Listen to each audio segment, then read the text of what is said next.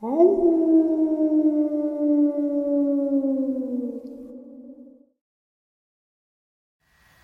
and salutations, everyone. I hope everyone is doing well today. Today's upload is one that speaks for itself. Before we jump into it, a couple links. As many of you know, I rely on Patreon, PayPal, channel membership, and the merch to help the channel to continue to grow and go. Links to Patreon, PayPal, and channel membership is in the description below. Merch is displayed directly under the video. Also, Dogman Frightening Encounters, Volume 1 through 3, the audiobook versions. They were written and researched by Tom Lyons, narrated and produced by me, Jeff Nadolny. Those audiobooks are available on Audible, Amazon, and iTunes, links to which are also in the description as well. And finally, last but definitely not least, if you'd really like to help support the channel to continue to grow and go, simply subscribe. It doesn't cost a cent. Click the like button, takes half a second. If you don't want to miss out on any of the informative uploads I put out daily, click that bell icon, and folks, please leave a comment. Why? Well, because these things really do help the channel to continue to grow and go. And yes, folks, they definitely do matter. Now, everyone, I have taken far too much of your time. Let's jump into today's upload, shall we?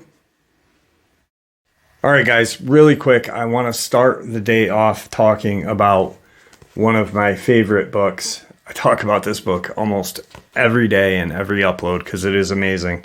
I'm not going to get into it today, but a subscriber had sent me an email saying, Jeff, how factual is the skinwalkers at the Pentagon? And I said, myself, I believe everything in that book. I don't believe that there is anything fictional about this. I think it's fact. And page 1 says it all. Department of Defense, Defense Office of Pre-Publication and Security Review. Case number. Cleared for public release, May 11th, 2021. The views expressed in this publication are those of the author and do not necessarily reflect the official policy or position of the Department of Defense or the United States government. The public release clearance of this publication by the Department of Defense does not imply Department of Defense endorsement or factual accuracy of the material. Where appropriate, in order to protect personally identifiable information and protected health information, names and personal details have been changed. So what that means is, just like a book that, like an autobiography about JFK, or, you know, any kind of book that is written by a government official or or is written depicting a government official. So if I was a government official and I wrote a book, it would have to be looked at for clearance. Or if I was writing a book about JFK or anything of national security, it would have to go through them. So therefore, just that little bit tells me a lot. You don't submit a fictional work to the Department of Defense. You just don't do it. And if you think you do, you're sadly mistaken. So yeah, I truly believe that these gentlemen did their research, experienced everything that they're talking about in this book from 2009 to 2021 when the book came out. So yeah, and if you really haven't gotten a chance to read the book, I can't say enough about it. It's like this. These two books are on my desk at all times. Them and Us by Danny Van Drimeny, Skinwalkers at the Pentagon. Then you got Behold the Pale Horse and a couple of other books. Those three books are if I didn't have, or if I could only have a couple of books, those three would be the first three that I would pick. So now let's get into today's first order of business. Just recently, I shared a friend of the channel's and a friend of mine, their experience, and I made the statement that I don't think he will ever come back on and share the information that freaked him out. I'm talking about Brad. When I met Brad, I did the first upload called Brad's Redemption, where I had Brad on the show and I let him share his experiences with zero judgment. And I think that's how it should always be. Brad had shared his experience somewhere else. Got a lot of flack for shooting a Dogman. And, you know, things happen. Then Brad shared his angel experience or a Palladian or Nordic alien experience hunting a Dogman. One of these angelic, like aliens, was hunting down a Dogman. Or it could have been an angel. We actually talked about it last night, and he said, I don't know if it is an angel, to be honest with you. And he is very religious. He is very, very religious. So for him to say that really is kind of interesting for me, because, you know, I always thought he thought it was an angel. But now that he said that, I'm like, maybe it was a Nordic.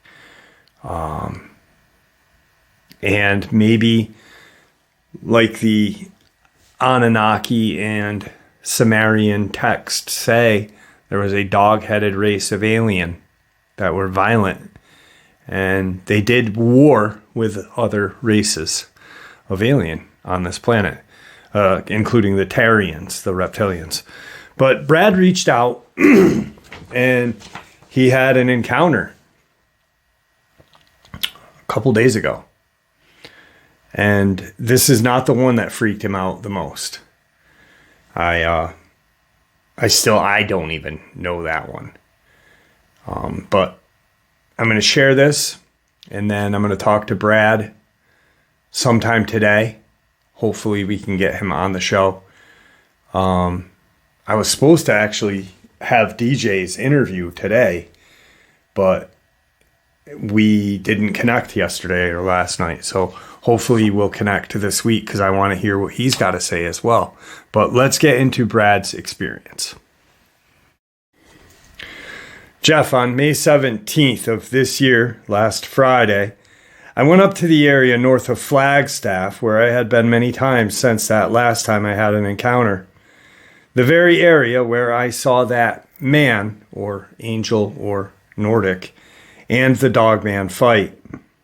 I've been to this area at least a dozen times in the last 18 months, each time by myself. I've been practicing carrying heavy weights, different packs, different guns, different equipment, different gear. I've been increasing my weight each time until now. I'm regularly carrying a 60-pound pack. This is not including my rifle, 3 handguns, and corresponding ammo.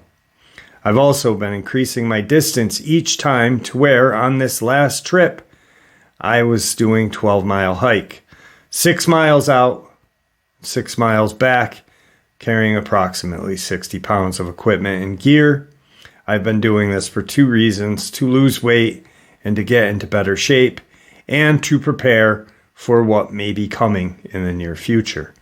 So Jeff, let me state here and now, because of what happened, I will never go back into any forest ever again, armed or unarmed. I have never been so scared in my life, both with what happened during the encounter and what happened after. I'm forgetting to walk or hike in the forest in any capacity from now on. I will limit my hiking to town or public trails, and I will begin playing golf again to take place of my forest excursions. Jeff, you know what I've been through better than anyone, and I can tell you I will never go into the woods or forest again. So last Friday, I decided to go up to my spot that I have been going to for almost 2 years. The spot is approximately 7 to 8 miles north of Flagstaff and several miles east of 89. It is a forested area, but not thick or dense forest like back east. I left my home at around 8 in the morning and drove an hour or so to get to my spot. As I already stated, I was carrying about 60 pounds of gear: binoculars, water, food, 2 bricks per weight, 3 holsters, a thigh rig with a 6-inch 686 plus 357 in it, a shoulder holster carrying a 4-inch 686 plus 357 mag, a ankle holster carrying a Colt King Cobra 2-inch, also a 357 Magnum. I was also carrying an old 1903 A3 bolt-action rifle from World War II in .30-06. Although it is in pristine condition, it proved itself exceedingly. I was also carrying 26 rounds of .30-06 ammo for the rifle and nearly 100 rounds of .357 ammo for the revolvers. I had a 10-inch Bowie knife, a canteen, a flashlight, and other small assorted gear. I'm not telling you all of this to impress you or anyone else for that matter, but to impress upon you how well equipped I was and how weighed down I was. But this was entirely on purpose for the reasons I had already given. I was not intending to see anything or encounter anything, as I had been to this area since my last encounter no less than a dozen times, and not seeing anything larger than a coyote. It was a warm day in the low 80s with no wind and blue skies. I was wearing brown slacks, tan polo, and a dark green windbreaker, tan color Under Armour tactical boots. I wasn't wearing anything camo, but my colors blended in fairly well with the terrain. The windbreaker was to cover my shoulder holster. With that covered, I looked pretty much like a regular hunter, although to anyone with a keen eye, I had already too much gear on. Again, it was about weight and what I would be able to carry if heading into combat, or at least weight-wise. I parked my car down the road a bit and decided to enter the forest, about a half a mile from where my car was. In other words, I parked along 89 and walked north, another half mile north, before turning east into the forest. This will be important later. I set my pedometer so that I would know when I got to 6 miles due east so that I could turn around and walk back the same way I had come. I had a compass, but no GPS. I know how to read a compass, but I still get nervous the further I get out from the highway.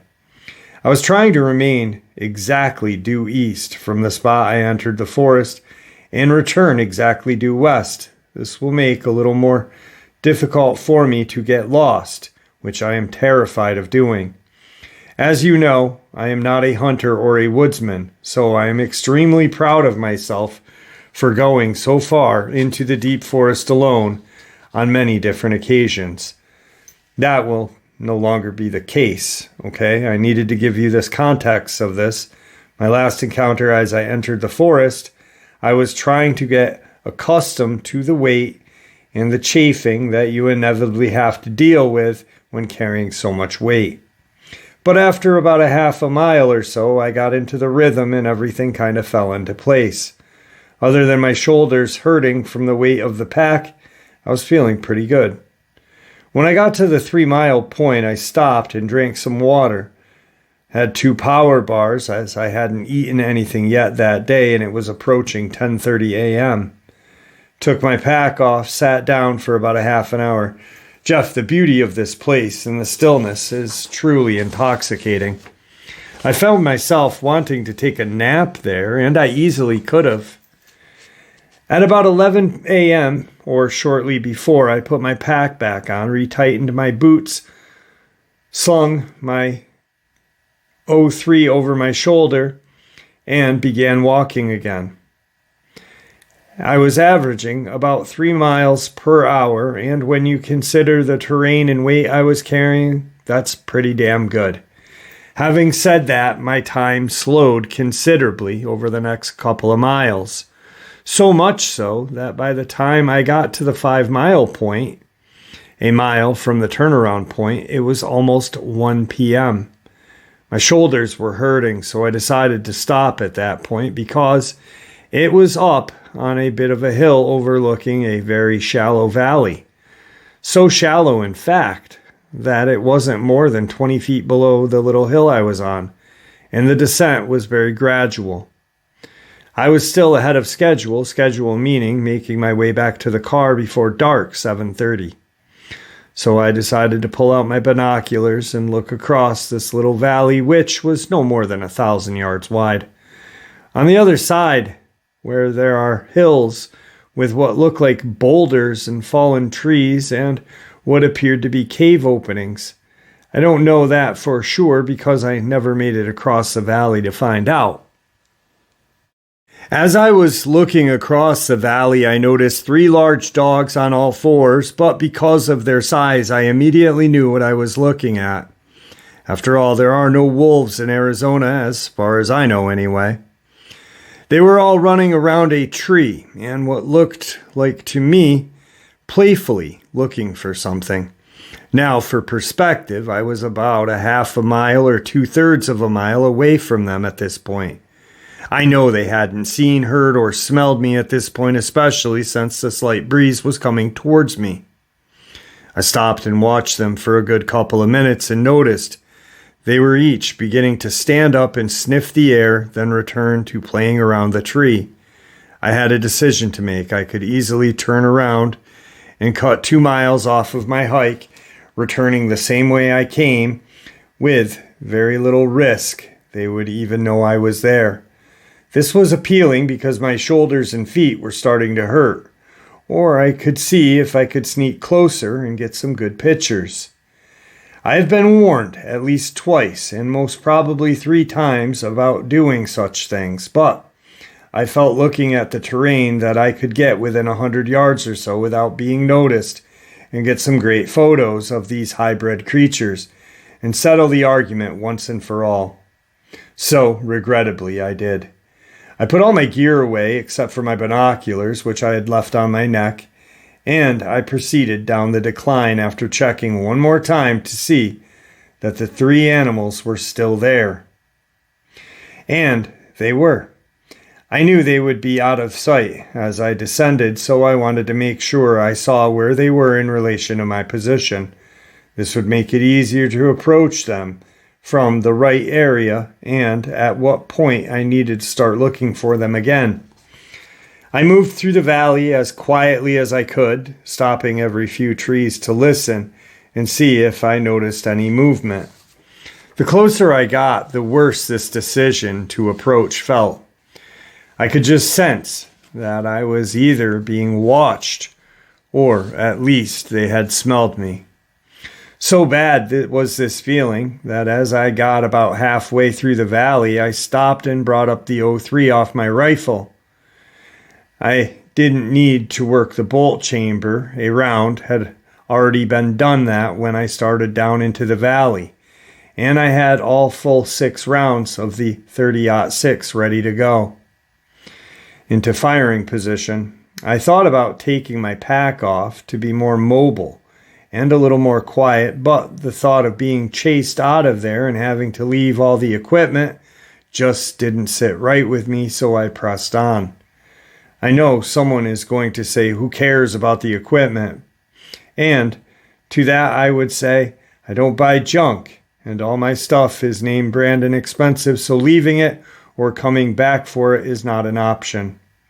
When I got about 200 yards from the far side of the valley, I could clearly see the upslope of the valley, and just beyond that, the hill that I had seen these creatures on. I noticed two things. One, the animals were no longer where I had seen them, and two, the forest had gone completely silent. I have enough experience with these creatures to know that I was in trouble. I began to think myself, you idiot. There were 3 of them, and now you are less than 200 yards from where they were, and you don't know where any of them are. I stopped, took a series of deep breaths, thought about my situation and what I should do. For some reason, I thought when I had left the other side of the valley that these creatures would be in the same position, or at least close to it. When I realized the danger I was in, I immediately put away the childish, ridiculous idea about photographing these things and started backing away from the upslope of the far side of the valley. I suddenly stopped after a few strides, put my rifle down, and brought up my binoculars to my eyes with the hope that I could look in all directions and see nothing looking back. A moment of hope ran through my mind that maybe they had run off in some other direction and I could make better time back through the valley, which would require me to make some noise. However, if they had indeed left the area completely, I could basically start jogging back through the forest, regardless of the noise. After looking around in every direction, I saw no evidence of these creatures. I took a deep breath, trying to relax, picked up my rifle, and began walking briskly back the way I had come. It was now 2 p.m. or close to it. I got back to the halfway point of the valley when I noticed off to my left a slight movement. I turned to look, rifle at the ready, and to my horror, there was one of the 3, or at least I assumed so at that point. Creatures looking for me from beyond the tree, but down on all fours. I need to convey the fear I was feeling at this moment, Jeff. I realized that more than likely I was out in this valley alone with possibly 3 Dogman, and I was armed with a bolt-action rifle. The Dogman was at least 100 yards from me. So I continued walking, continually looking behind me to see if it was coming after me. Maybe 50 yards or so, I looked back and it was gone. I picked up my pace big time. I went another couple of 100 yards or so, and I could see the upslope of the other side of the valley, the one I had come down an hour or so earlier. Something told me to stop and look around for perspective. I'm about 150 yards from the upslope. I silently looked around behind me. To my right, I could see one of the 3 behind me at about 50 yards and approaching, but not directly at me. It hadn't occurred to me when I first saw it that it hadn't seen me. I assumed it was because I was partially obstructed from its view by the tree. I took 2 quick steps and got fully behind the tree, although with the backpack on, I am still only 3/4 covered. I leaned out from behind the tree to see what it was doing, and it had gotten within 20 yards of me, but was looking straight ahead in the direction I had been heading. He was to my right and ahead of me by a couple of yards. He was magnificent. He was a dark brown color with streaks of black, probably 7.5 feet tall, upright, with a short tail. He was not fully mature. In fact, I would later realize all 3 of them were young males. He did not look like a German Shepherd or a Belgian Malinois in the face. He looked more like a wolf with bigger head and bigger teeth. I looked all around me to see if the other 2 were present. If they were, I couldn't see them. It was no more than 20 yards from me. And when he stood up and smelled the air, he presented a perfect target. His head was huge, and when he lifted it up to smell the air, he made it even bigger. It would have been hard to miss him at 20 yards, so I took the shot. His head rocked to the right because the shot came from the left and he went down. When I walked over to him, I noticed he wasn't quite dead. He was making some weird gurgling noises and still moving his arms. Not wanting him to suffer needlessly, I worked the bolt of the 03, took 2 steps behind him, out of reach of his flailing arms, and fired the kill shot into the head, 6 to 7 feet away. He stopped moving immediately. I thought briefly about pulling out my phone and grabbing some pictures, but every fiber in my being said don't. My instincts were right. As I turned from the way I was coming, I saw his 2 friends, less than 50 yards away, and closing in slow but steadily. Their heads were low and their yellow eyes were incredibly and undeniably focused on me. As I approached, I was unsure about what to do next. It occurred to me, if they both came at me full on, I would not be able to stop them both in time because of having to work the bolt between shots. So I decided not to fire at all and let them come. I swear to God, Jeff, I think that confused them because the longer I waited to fire, the slower they approached. I got to the point where they were both within 10 yards of me, and I kept swinging my rifle back and forth between them. It was like a standoff because when I would swing the rifle towards one of them, it would stop and the other would approach, and then would swing the rifle towards that one and the other would approach. This went on as I was backing away from them for over a minute. I finally backed into a tree and they seemed to stop 7 to 8 yards from me, and it appeared to me that they were considering what to do next. At this moment, right at this moment, I heard a helicopter approaching from the west, flying extremely low. And when I say low, I do mean low. When it finally came into view, it was less than 500 feet from the ground. It seemed to scare the 2 young dogmen, and they looked up and started to back away. I used this time to quickly sing the 03 across my body, diagonally, and pulling out the 686 from my thigh rig as I moved toward the upslope.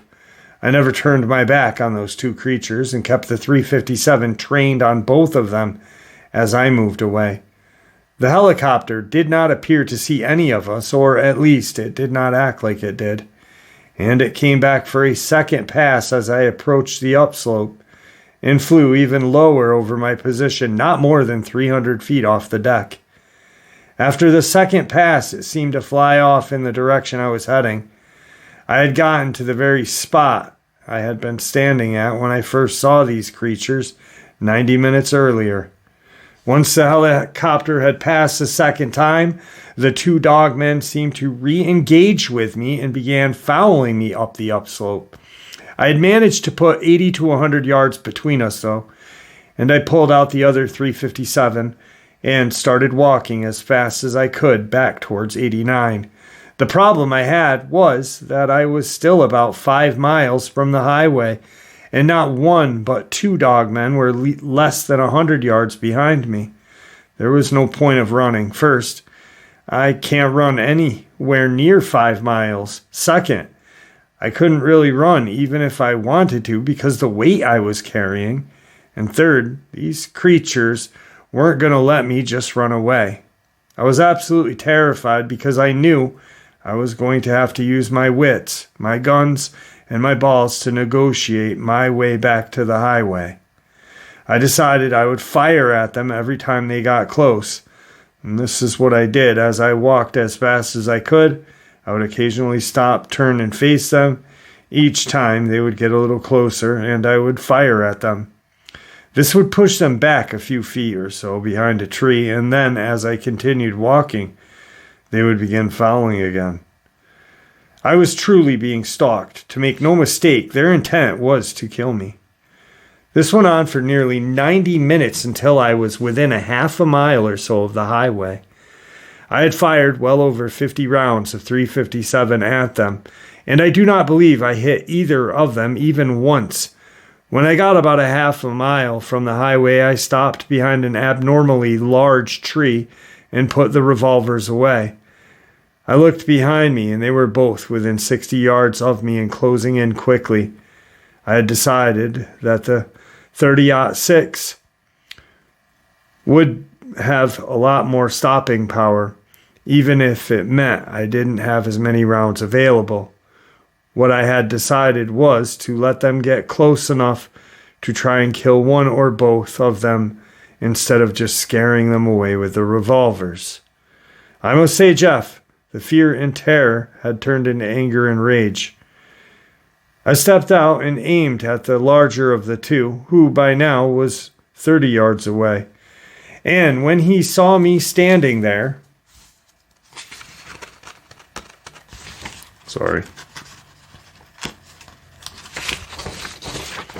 with my rifle, he slid to a stop and tumbled head over heels. I fired and assumed I missed because I saw no blood or reaction from him.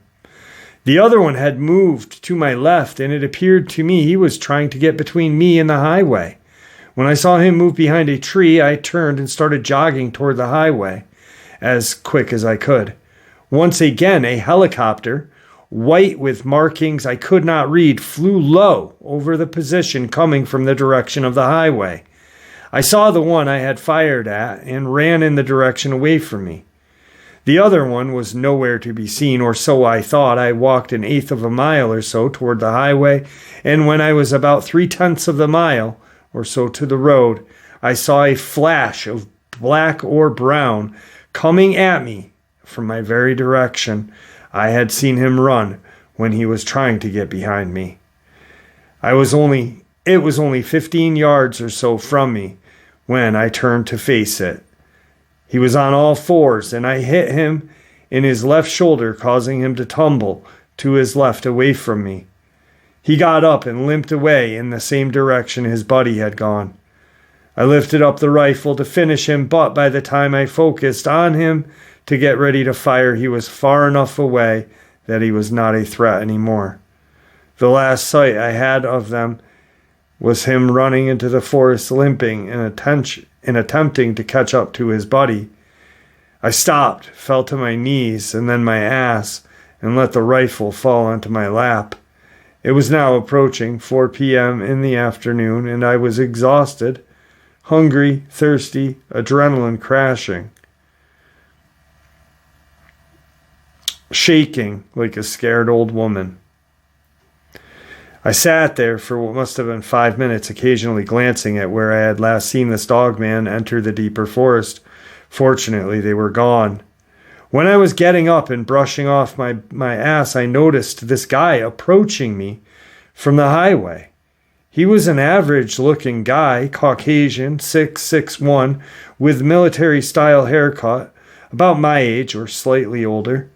I slung the rifle over my shoulder and started walking toward him. The first thing he did, to my surprise, is say hi. "Was all that gunfire from you?" I said, "You know it was," as I continued walking by him. I knew he was some sort of government man. What else could he be? He said, "Can I talk with you for a minute? After all, we are cleaning up your mess." I stopped dead in my tracks and turned to face him.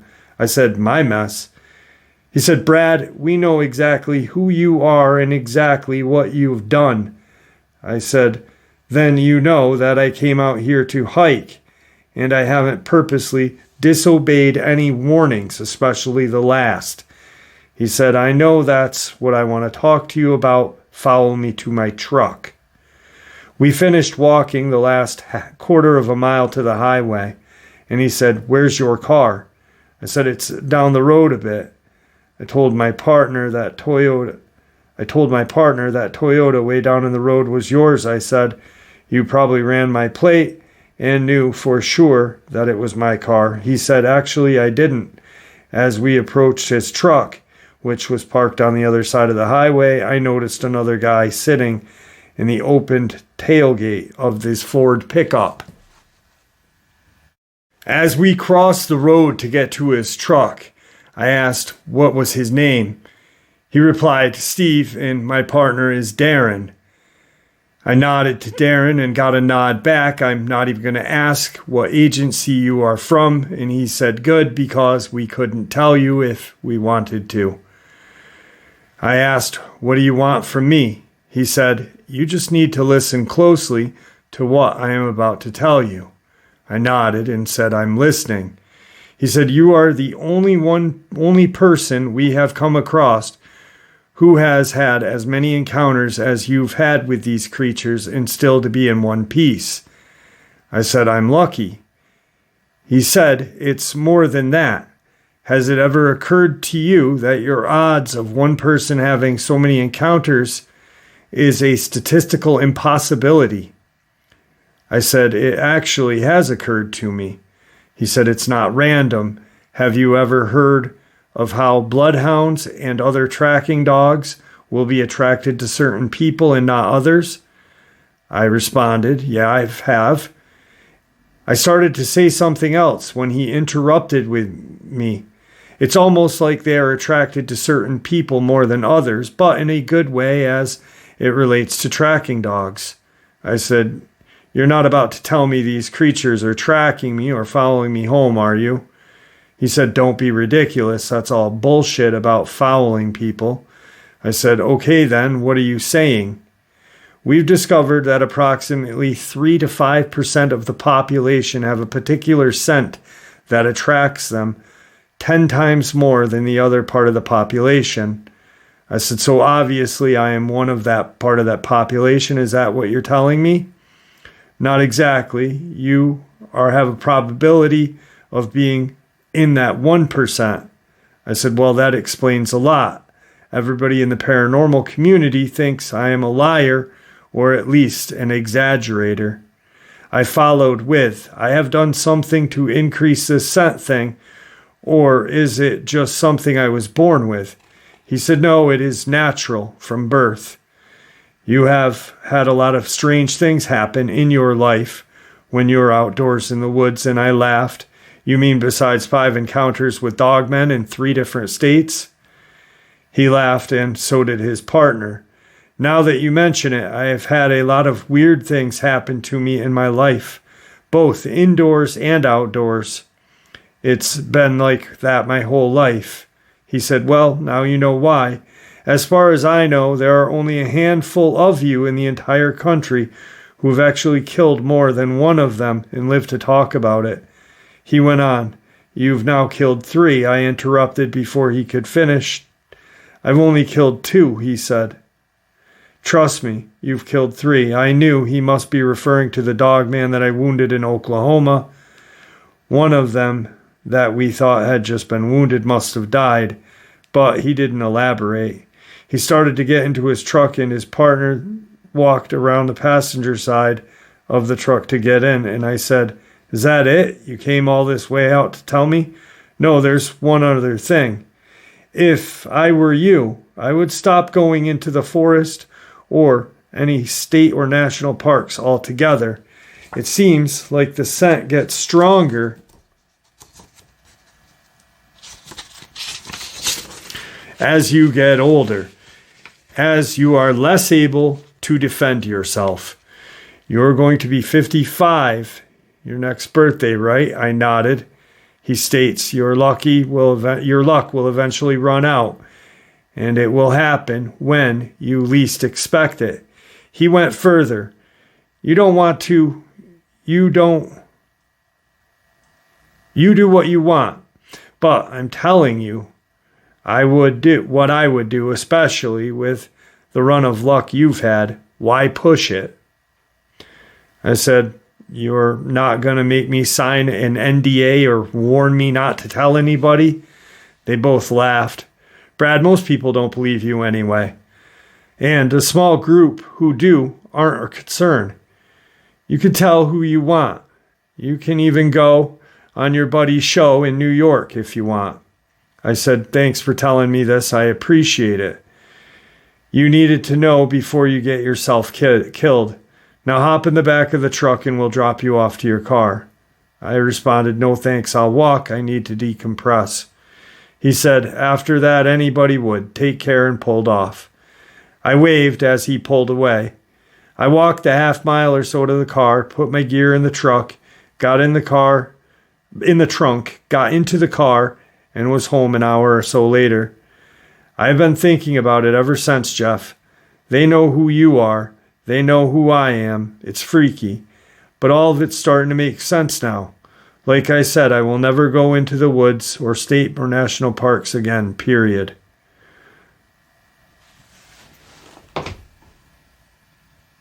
And then, I hope to hear from you because this is the greatest, or at least one of the greatest Dogman stories I have ever been able to share.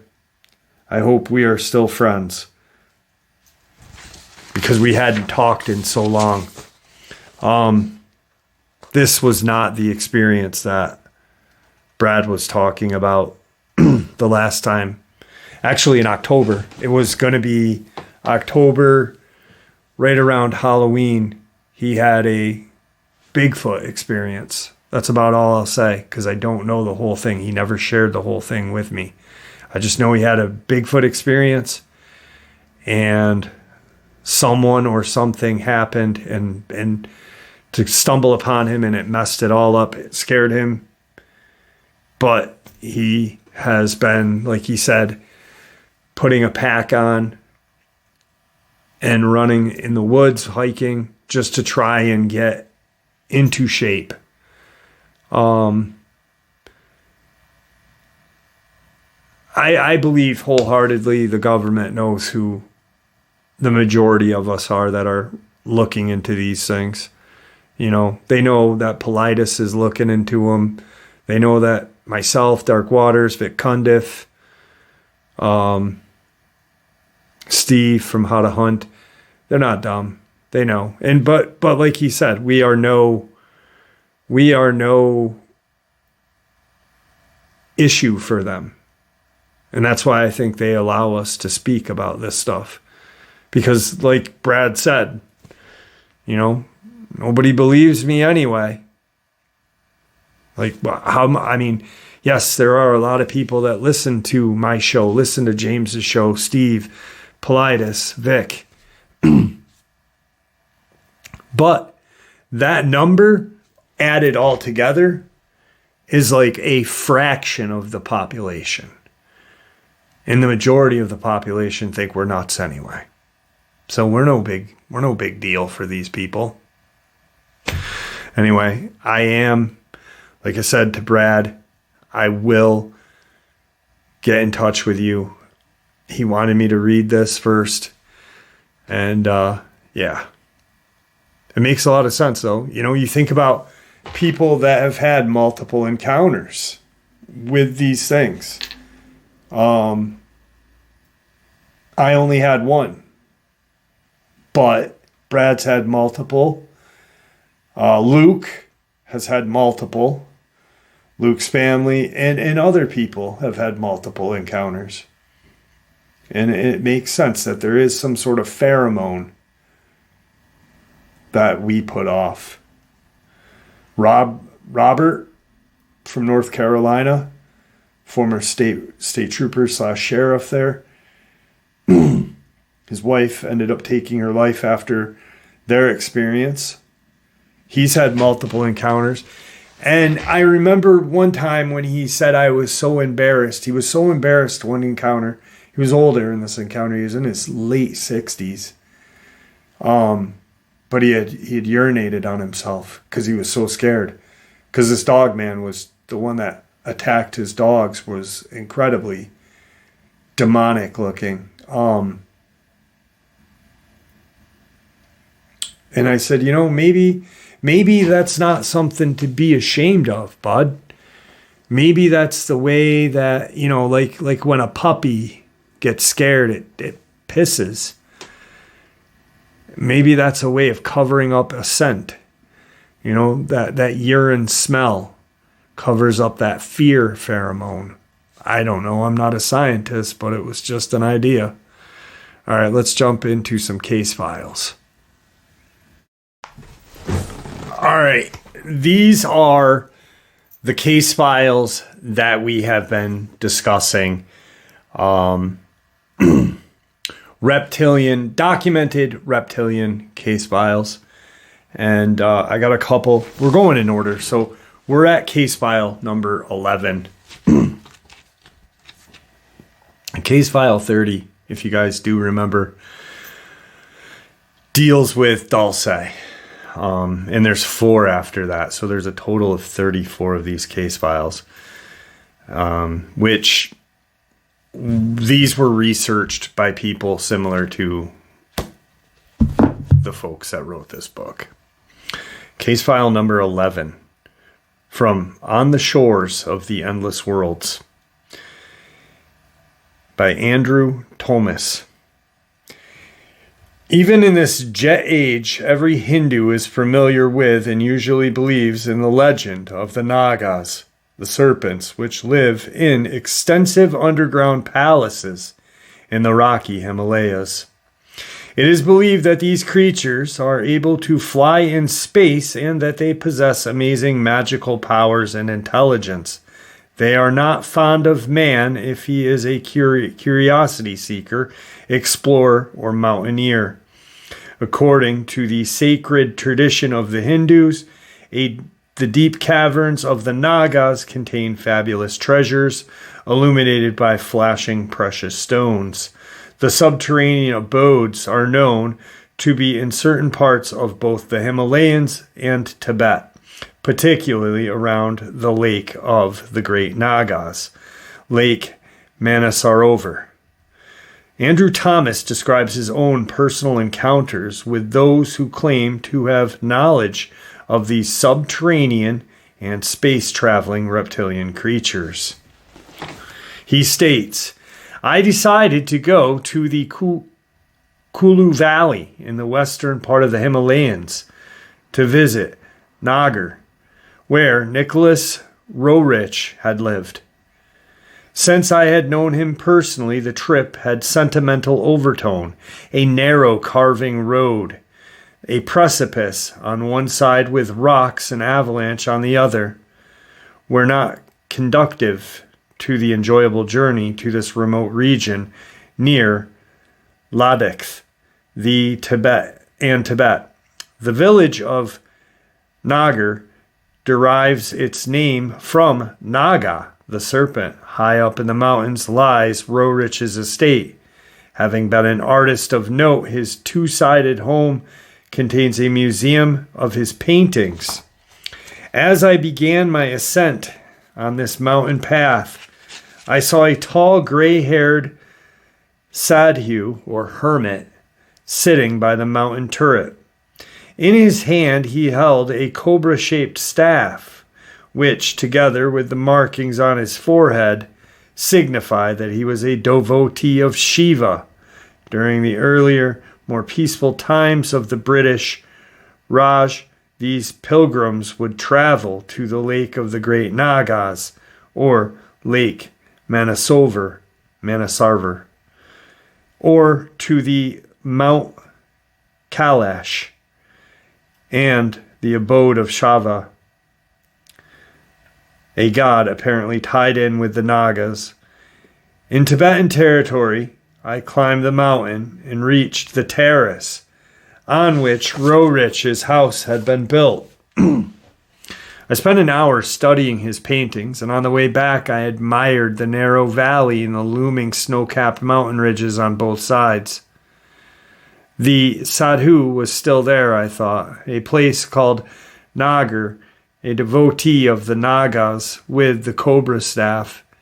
If he does know something about the Nagas, then if he doesn't know something about the Nagas, then who does? After Andrew Thomas asked this man, apparently a misguided member of the serpent cult, if he knew anything of the Nagas or the serpent beings, the pagan devotee responded, I am a poor sadhu. I know nothing. Sabib. But about 20 years ago, my yogi teacher went into the mountain kingdom of the Nagas, bright lights everywhere, big halls like the Taj Mahal.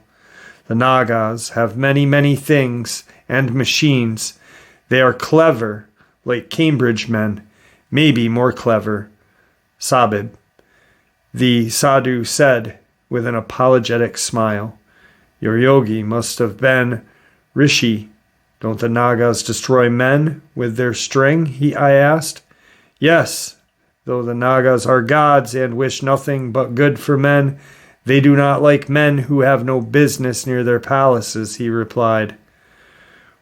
One can see here the poor misguided and indeed self-contradicting mentality of many of these souls who are caught up in the serpent cults throughout the world. In response to Thomas's accusations that the Nagas destroy men with their sting, this devotee agrees with him and states, yes, they do destroy human lives. However, he goes on to make that absolutely contradicting statement. The Nagas are gods and wish nothing but good to men. So, you make the call. Case file number 12. The Chupas, UFO Horror Stories from Brazil. An article by Antonio Hanus in the summer of '94 issue of UFO Universe. Mr. Hanus describes the following incident that was investigated by APEX, Association of Extraterrestrial Investigations. In São Paulo, one of the best-known UFO groups in Brazil, founded by a Dr. Max Brzozowski. The affair began near Zatora, the capital of state of the Espírito Santo north of Rio State, where there are beaches rich with mineral contents. It happened either in the late 79 or early 80. Schwartz wasn't sure when he told the story in 1986. A youngster called Aromar sold beverages at the beach, where one day he encountered 3 men dressed in suits and tie, highly unusual clothing for the beach, especially in Brazil, who approached him and said they wanted to talk with him. Aromar became scared, thinking that perhaps policemen who wanted to implicate him in a drug case, so he avoided the beach for a few days. As he returned home after dropping off his girlfriend one night, he saw a car with the same 3 men inside. He ran into his house, but suddenly he couldn't hear well. His mother took him to the hospital, where he was not cured, although about a month later he suddenly could hear well again. Aromar moved to Rio, finding work at a bakery in a shift between 4 and 11 p.m. One night, as he was crossing one of the many tunnels that link the Rio bays, he saw 2 of these men in black walking his direction. The youngster ran in the opposite direction, only to find the 3rd waiting at a bus stop. He escaped and went back to the bakery, where he told his boss that the Vitória police were chasing him. The boss accompanied him to the nearest police station to make a complaint, which he did, but he was not believed. The boss then convinced him that he should perhaps move to São Paulo, a bigger city where it may be easier to go unnoticed. So Aromar moved to São Paulo, finding work in an electrical company and sharing a room with another man. He also became friends with a vendor of beverages from Vitara who had a stand near a movie theater. While hanging out there one night, a car stopped right in front of the stand and opened the door. Even though he didn't want to go, Aromar lost his will and entered the car, even though he did not want to go. The door closed and he found himself inside. Not surprisingly, the same 3 men who he had been dodging for months were in. They drove for a while, leaving the city and entering a wooded area. The car stopped and they all walked up to a large UFO surrounded by some sort of luminous ring and hovering above the ground. The men walked underneath the craft, which emitted a ray of light, and they were suddenly inside. Still drained from any willpower, Aromar walked to a chair and sat down. From the arms of the chair appeared handles that secured his wrists. An iron bar then pressed his forehead back, while other gadgets fastened around his neck. Up to here, the men were always dressed in suits, but at this point, an incredible transformation took place. The Men in Black's head ripped open into a heart shape, and the skin became green and scaled like a reptilian. Take into account that while the popular image of Men in Black was well known 14 years ago, the idea of reptilian abductors was then not in vogue as it is nowadays. Be that as it may, so meaning this is an old experience when no one was talking about this stuff. Kind of like when I say my Dogman experience happened in 94 and I was talking about it in 94 to my friends. Be that as it may, the UFO nuts proceeded to interrogate him and tell him things that were going to happen both to him and the Earth. To make the story even more Hollywood-esque, a door in the room opened at that point, and Aramar was able to peek at human corpses hanging by their feet from hooks.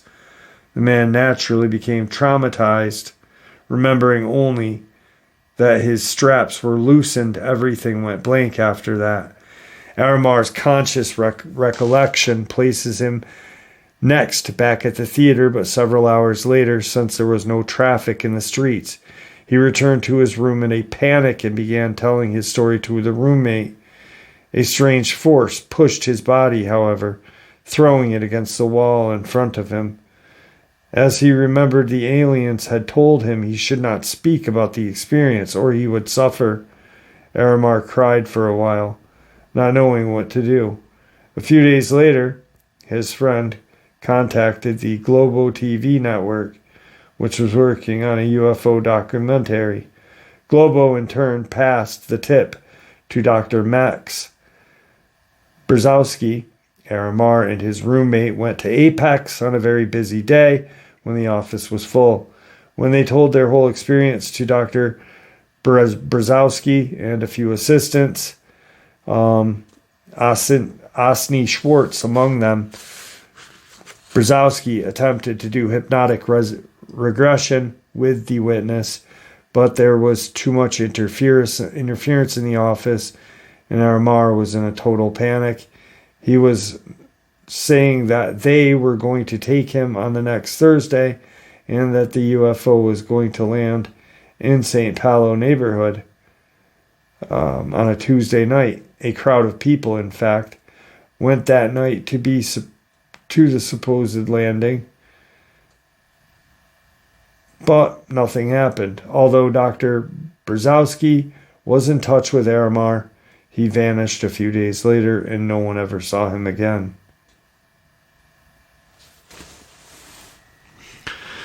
Wow.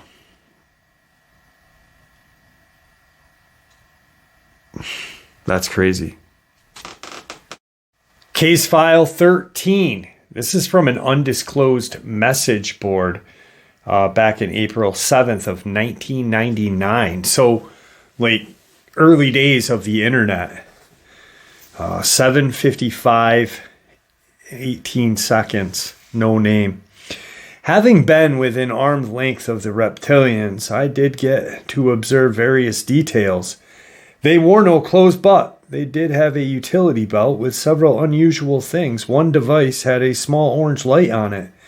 When this was touched, they simply disappear.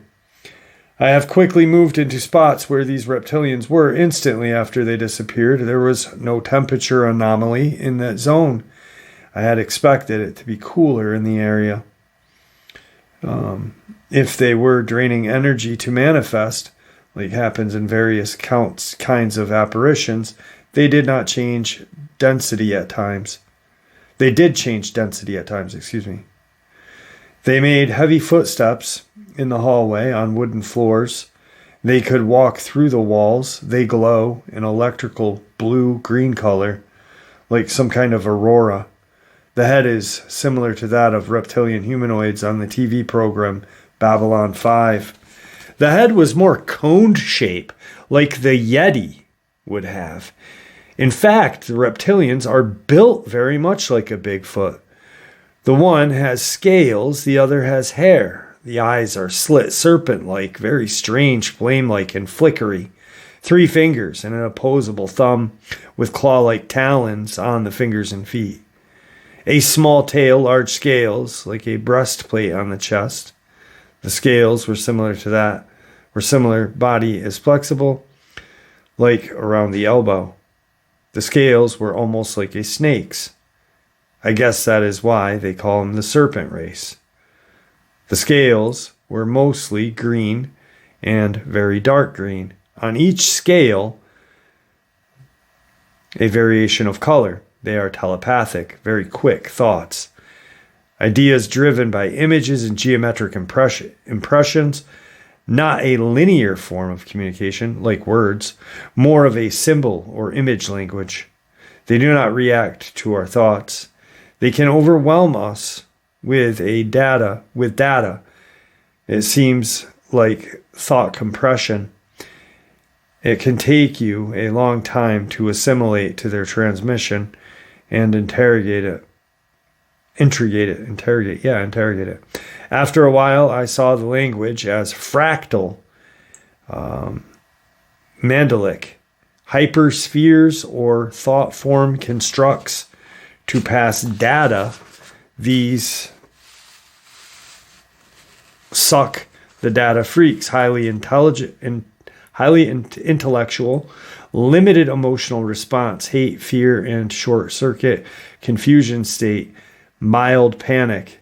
You can think or do the unexpected, and they do freak out. So stay calm and centered. They respect that. Then they think you are dangerous. But if you fear them, they will taunt your weakness and will disrespect you. Careful, do not disrespect them either, but disrep them either. They are no better than you. I glean they want something we have, something in our soul nature. We can shift to theta balance and link to a source. They are too far into analyzing. Unbalanced. They like drugs like cocaine, opium, magic mushrooms, and milking human for endorphins.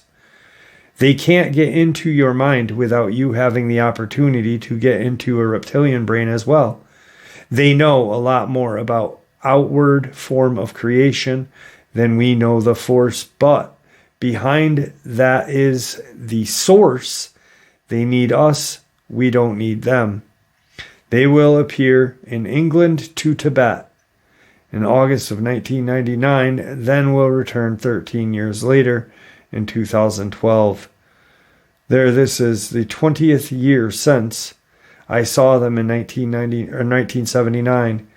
They are here. I know I waited 10 years before. I originally went public. The reptilians are okay, but even they fear the returning Draco, or horned and winged ones. These are more reddish. The Draco Prime, or white albino tal. All right, guys. So a couple of case files, an experience from Brad. Got to have Brad on. Got to get in touch with DJ. A couple more of these case files. The next case file is very, very kind of sinister. But then there's a case file from Linda Moulton Howe and more. I mean, these case files are absolutely amazing. And I feel like I'm lucky to have someone actually share them with me and then say, listen, share these with everybody, Jeff. These are important. Share them, please.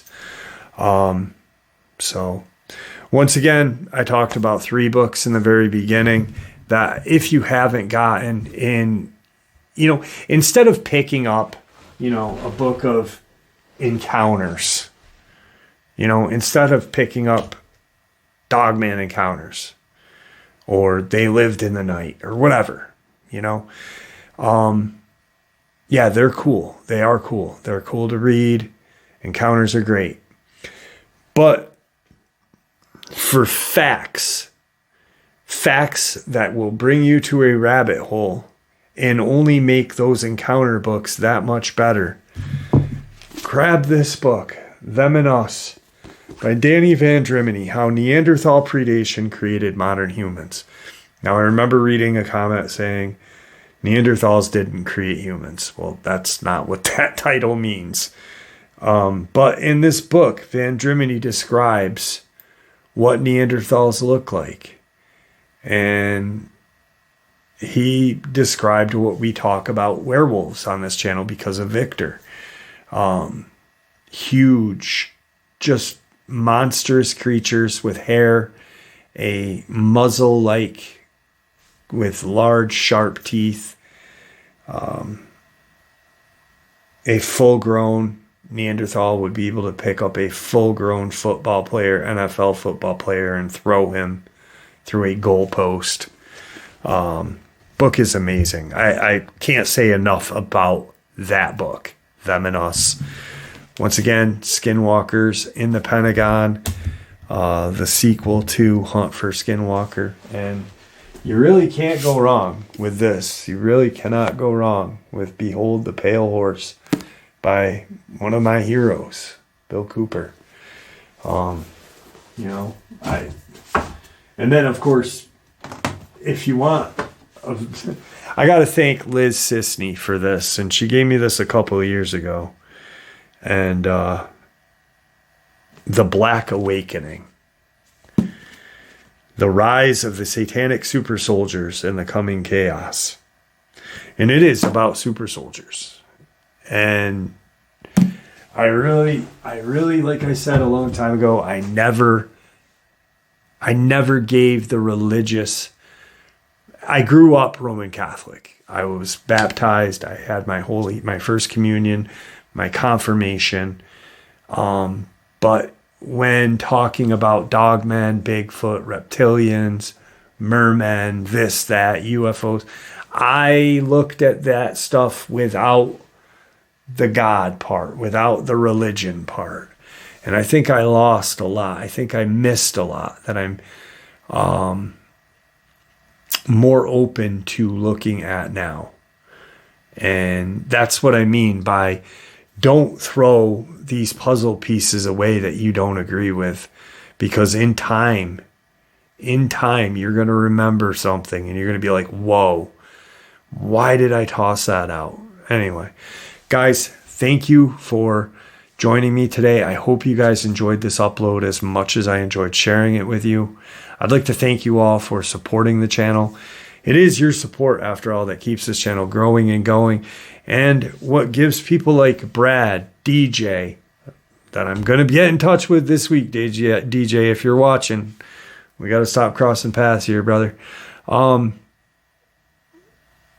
It gives these folks a chance to share their experiences without ridicule, without judgment, just simply treated with the respect that we all deserve. And that is appreciated, and I do thank you for that. And with that being said, please stay safe, happy, healthy, and ever vigilant, keeping an eye on our children, the most precious gift we are given, our pets, the greatest alarm system we could ever have, family and friends, the people we love and care about. Well, share this information with the people that you love and care about, and it may just help save their lives someday. And until next time, never stop asking questions and never stop searching for the truth. And God bless.